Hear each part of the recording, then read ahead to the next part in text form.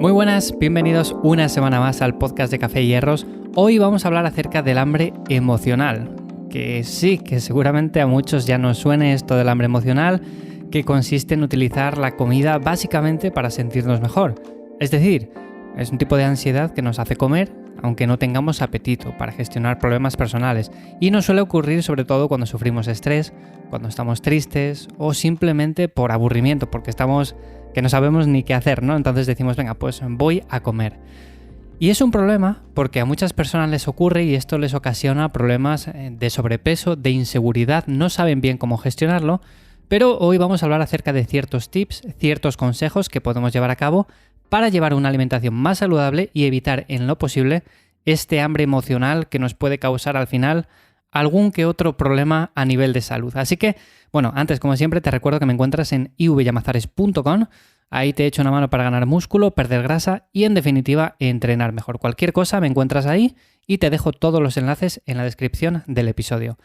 Bueno, hablando acerca del hambre emocional, que también por cierto le llaman hambre hedónica, es simplemente eso, se produce por el simple hecho de comer y normalmente está asociado a alimentos muy palatables, alimentos que no nos aportan demasiados nutrientes.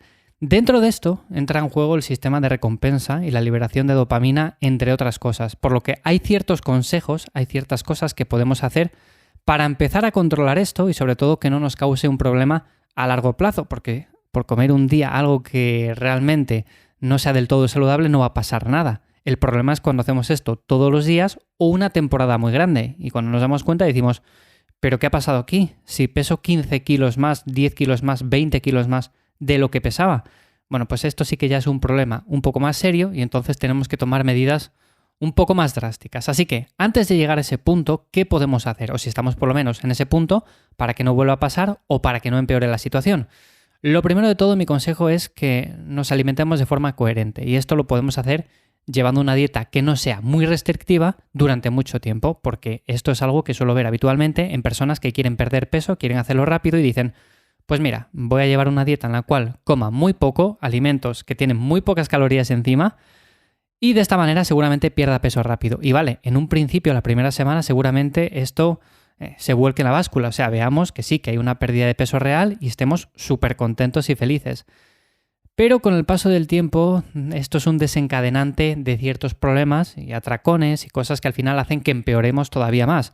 Por lo tanto, si la primera semana perdemos 1 o 2 kilos, la siguiente perdemos medio kilo y la siguiente nos damos un atracón del hambre que tenemos ya que no aguantamos y ganamos 4 kilos, poco vamos a hacer. O sea, esto no tiene sentido ninguno. Por lo tanto, el primer punto de todo sería llevar una dieta correcta, alimentarnos bien, pero no llevar una dieta muy restrictiva durante mucho tiempo. O sea, si nosotros queremos perder peso, sabemos que tenemos que llevar un déficit calórico, que tenemos que consumir menos calorías de las que gastamos, pero que sea acorde con una actividad física que tenemos que realizar, por supuesto, también. Al final no solamente consiste en comer poco y ya está, y que sobre todo al final la alimentación venga de productos nutritivos que nos aporten vitaminas, minerales, y que no sean simplemente 2 hojas de lechuga y ya está. Y sobre todo esos batidos detox que venden y demás historias, por supuesto que nada de nada. Luego lo segundo que podemos hacer es incluir alimentos saciantes que nos gusten. Aquí tenemos que priorizar aquellos alimentos como por ejemplo pescado azul, por ejemplo frutos secos, por ejemplo fruta, verdura. Todos estos alimentos al contener fibra, al contener grasas saludables y ser muy densos nutricionalmente van a hacer que tengamos menos hambre a lo largo del día.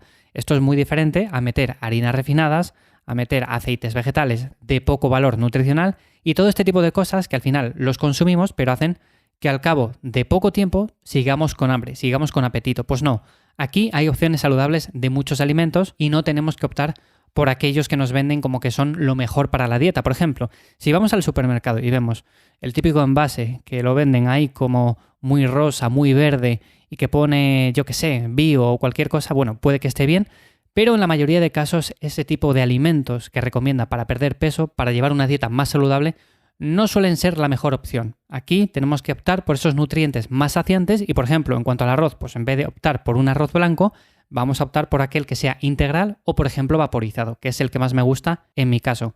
También las legumbres son muy nutritivas, nos sacian bastante y, por lo tanto, serían una magnífica opción. Este sería el segundo tip. Luego, otro muy importante sería planificar las comidas bien. O sea, uno de los desencadenantes más grandes del hambre es la falta de organización y comer lo primero que pillamos. O sea, vamos a la nevera, abrimos y decimos, tengo hambre, ¿qué cojo? O simplemente por aburrimiento. ¿Cuántas veces vamos a la nevera y decimos, a ver qué tengo por aquí? Venga, pues este chocolate, ¿no? Que ahora vamos a hablar más adelante de eso.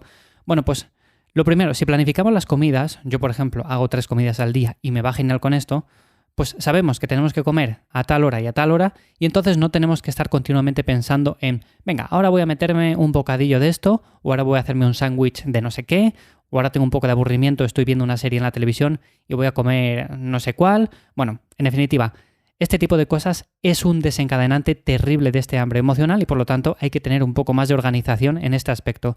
Que al principio cuesta, que lo sé, que no es fácil, pero bueno, es poco a poco, cuestión de tiempo y sobre todo ir haciendo un planning, como tienen los niños pequeños en el colegio que tienen ahí, a tal hora tengo matemáticas y a tal hora tengo educación física. Bueno, pues hacemos un planning de esta manera, lo ponemos ahí en la nevera o lo ponemos donde queramos, en el teléfono móvil también sería una opción válida. Y sería una buena forma de ir poco a poco planificando esas comidas para que no estemos continuamente pensando en qué comer y evitando, por ejemplo, ese picoteo también entre horas.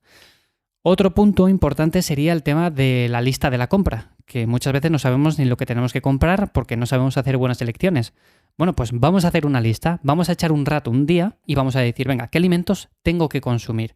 ¿O qué alimentos estoy consumiendo y que quizás no sean una buena opción? ¿Qué alternativas tengo?